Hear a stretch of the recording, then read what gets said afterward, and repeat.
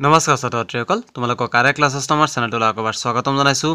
আজি আমি এই ভিডিঅ'ত আলোচনা কৰিম ক্লাছ 9ৰ গণিতৰ চেপ্টাৰ 4 দুটা চলকযুক্ত ৰৈখিক সমীকৰণৰ এক্সাৰসাইজ 4.1ৰ কোৱেশ্চন নম্বৰ 1ৰ ওপৰত। গতিকে ছাত্ৰসকল আশা দেৰি নকৰি পেলাই আজিৰ এই ভিডিঅ'টো আৰম্ভ কৰো। এতিয়া চোৱা এক্সাৰসাইজ 4.1ৰ কোৱেশ্চন নম্বৰ 1ত আমাক কি কৈছে যে এখন টুকা বহীৰ দাম এটা কলমৰ দামৰ দুগুণ।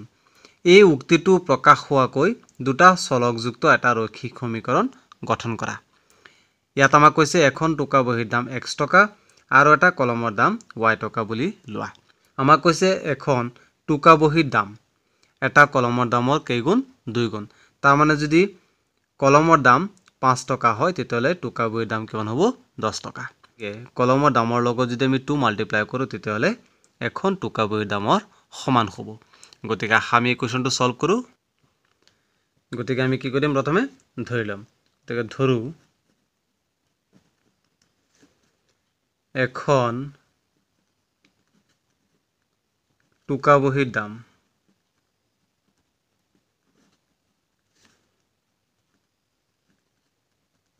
x টকা। এখন টুকা বহীৰ দাম x টকা আৰু এটা কলমৰ দাম সমান সমান y টকা। প্ৰশ্নমতে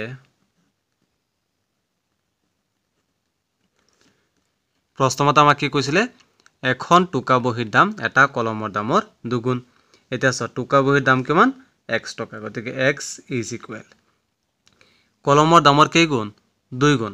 তে কলমৰ দাম কিমান y। গতিকে y লগত আমি কি মাল্টিপ্লাই কৰিব লাগিব 2 মাল্টিপ্লাই কৰিব লাগিব x ৰ সমান হ'বলৈ। গতিকে x = twice y। এতিয়া আমাক কোৱেশ্চনত কৈছিলে যে এই উক্তিটো প্ৰকাশ হোৱাকৈ দুটা চলকযুক্ত এটা ৰৈখিক সমীকৰণ গঠন কৰা। গতিকে so x twice y right hand সাইডত আছে, যদি আমি লেফট হেণ্ড সাইডত লৈ আহো তেতিয়াহলে কি হ'ব মাইনাসত হ'ব, যেহেতু ৰাইট হেণ্ড সাইডত প্লাসত আছিল। গতিকে = 0। গতিকে ছাত্ৰসকল এইখিনি আছিল কোৱেশ্চন নম্বৰ 1ৰ সলিউশন। আশা কৰো তোমালোকে এই কোৱেশ্চনটো ধুনীয়াকৈ বুজি পাইছা। গতিকে আজিলৈ ভিডিঅ'টো ইমানেই।